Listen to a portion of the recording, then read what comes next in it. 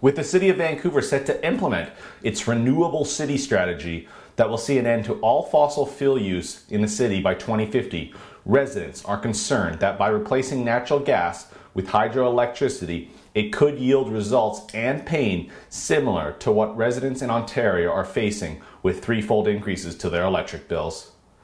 Details of the plan and its implementation are still up in the air, but I was able to speak with one opposition city councillor from the NPA who has been hearing from residents across the city voicing concern about this bad idea. So here's my interview with Melissa DiGenova from the Nonpartisan Association. You know, I've been talking a little bit about the Renewable City strategy and the Renewable City plan and the phasing out of natural gas. What have you heard about it? What have you heard back from people of Vancouver? And how do you think this is going to impact the everyday citizen here in Vancouver? Well, I'm concerned. We have a staff of over 25 communications professionals, more than ever before at the City of Vancouver, but I'm fielding calls from citizens that are very concerned. The message that they're receiving loud and clear from Vision Vancouver is that natural gas is going to be phased out 70% by 2020, which is only a few years away, and then completely by 2050.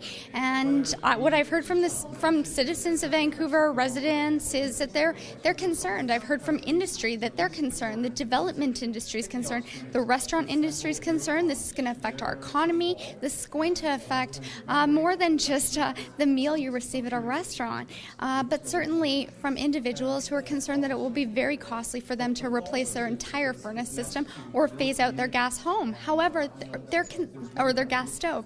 They're very concerned that what's going to happen is perhaps they need to make a small renovation to their home. They go to the city and ask for a permit, and the city says to them, that's fine, we'll give you the permit as long as you take out your gas stove or your gas furnace. So this is going to be a huge cost in a city that's already so unaffordable. Natural gas, I understand, is one of the clean burning fuels. So it's hard for me to understand how Vision Vancouver can say that they want the city to be more affordable, less elitist, less of a resort community, but at the same time, on the other hand, they're trying to make it less and less affordable and to ban a clean burning fuel without another alternative. I think the alternative perhaps is that they want to see an increase in hydroelectricity use, and proponents would say, hey, look, British Columbia has very cheap hydroelectricity costs right now, but most energy analysts I've talked to and people that look at it say that look at Ontario. Look at what they have done by increasing the demand on hydro there, and we've seen a threefold increase in hydro rates in Ontario. Are you scared that we might be seeing the one thing that we get cheap here in hydro skyrocket through the roof with this new policy? I'm very concerned. I understand to heat a home, just a single-family home as an example, it's 3 times more expensive to heat that with electric energy than it is to use natural gas. So I am concerned. I know the residents and citizens of Vancouver are concerned, and Vision Vancouver is not moving forward in an affordable way. I think it's ironic that they printed 50 copies of the Greenest City Action Plan in an update and delivered them to councillors' offices. The irony of this green plan. I think that we all have a commitment to the future generations, to being green, but is this the way to go, and how do we balance this out with affordability? Shouldn't we be focusing on issues that we have control over right now? And natural gas doesn't seem to be the way right now to go green. I think that there are other issues that can be addressed, and if we have a viable solution, I'm welcome to consider that and debate that, but right now it doesn't seem that we have one that's affordable. An example that was used to me and posed to me by a citizen of Vancouver was a DVD player. When it first came out, it was $1,000. Now you can get one for under $50. But is it fair for us at the City of Vancouver to impose that kind of cost on citizens when, as you said, it's much more expensive?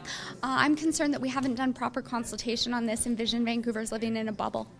Just last question before you go. I'm curious because we see a lot of the opposition to the Site C dam coming from the New Democrats, at least on the provincial level. Obviously, if there was a transition off natural gas to more hydroelectricity, the Site C dam becomes an absolute must. Have you heard anything from Vision Vancouver in support of the Site C dam project?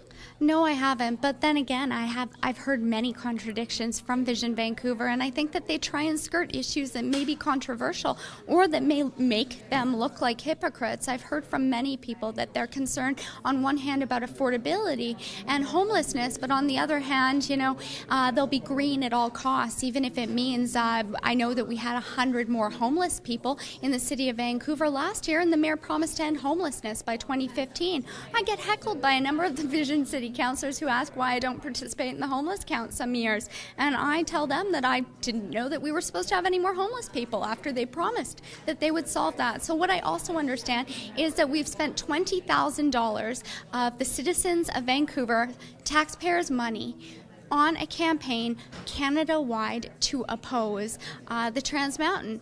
It's not about my opinion on that. I'm wondering why we're not spending $20,000, towards other initiatives, like encouraging people to donate money to nonprofits that can help us to address homelessness and solve that issue.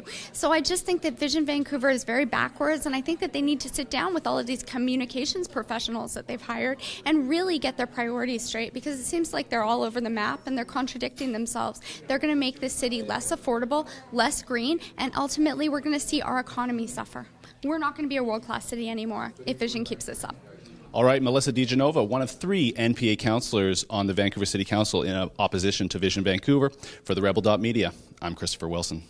Hey, thanks so much for watching. If you are like me and concerned about Mayor Robertson and Vision Vancouver's plan to end natural gas use within the city, join me and sign my petition at badidea.ca. That's badidea.ca.